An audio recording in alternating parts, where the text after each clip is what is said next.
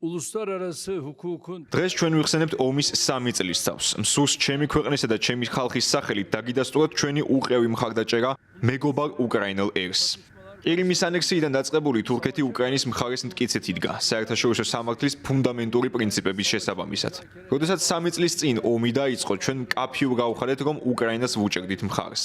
დღეს კი ვაგრძელებთ ჩვენს ძალისხმევას ფასილიტაციისა თუ კონფლიქტის დიპლომატიური გადაწყვეტის საქმეში. ამ გზით ჩვენ მტკიცებთ გავაქვთ უკრაინის ტერიტორიული მთლიანობის, სუვერენობისა და დამოუკიდებლობის სადარაჯოზე. ომის მეოთხე წელს კი გაჩნდა შესაძლებლობა დიალოგის, დიპლომატიისა და მოლაპარაკებებისთვის.